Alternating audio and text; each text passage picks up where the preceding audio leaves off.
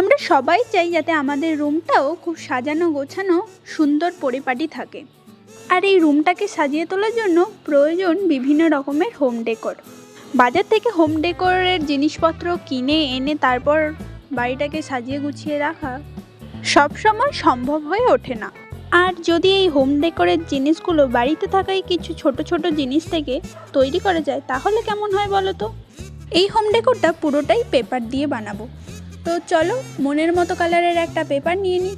বেশিরভাগ মেয়েদের কাছে এই বেবি পিঙ্ক কালারটা যে কতটা পছন্দের তা নিশ্চয়ই আমাদের কারো জানতে বাকি নেই। তাই এই বেবি পিঙ্ক কালারের পেপারটা নিয়েই লেগে পড়লাম হোম ডেকোরটা বানানোর জন্য।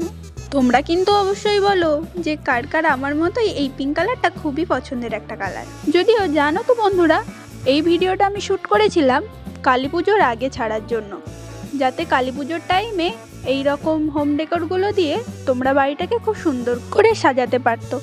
কিন্তু ভিডিওটা কালী পুজোর আগে আর ছাড়া হয়ে ওঠেনি, একটু লেটই হয়ে গেল। একটু নয়, বলতে গেলে অনেকটাই লেট হয়ে গেল। ভাবলাম বানিয়েছি যখন শেয়ার করেই দিই, ইন ফিউচার কোনো ওকেশানে কাজে তো লেগেই যাবে। এবার তোমাদের এটা বানানোর একটু প্রসেসটা বুঝিয়ে দিই। কিছুই না তেমন, দুটো কাগজ নিতে হবে, একটা সাইজে একটু বড় নেবে আর একটা একটু ছোট। যেটা সাইজে একটু বড় থাকবে ওটাকে লম্বা লম্বা স্ট্রিপে কেটে নেবে। এমনভাবেই কাটবে যাতে স্টার্ট পোর্শন এবং এন্ড পোর্শনটা অ্যাড থাকে, শুধু মাঝখানের পোর্শনটা স্ট্রিপ আকারে কাটা হয়। ব্যাস, তারপর আর কিছুই না। এরপর আঠা দিয়ে চিটিয়ে সুন্দর করে কালার করে সাজিয়ে নিলেই তৈরি। আমি এখানে এটাকে হ্যাঙ্গিং করার জন্য একটা হাতলও অ্যাড করে নিয়েছিলাম, যদিও ওটা কাগজ দিয়েই বানিয়ে নিয়েছিলাম। ব্যাস, সুন্দর একটা হোম ডেকোর তৈরি হয়ে গেল।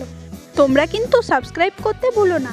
চলো তোমাদের ফাইনাল লুকটা দেখিয়ে ভিডিওটা আজকের মতো এখানেই শেষ করি। দেখা হচ্ছে পরের ভিডিওতে, ততক্ষণের জন্য টাটা।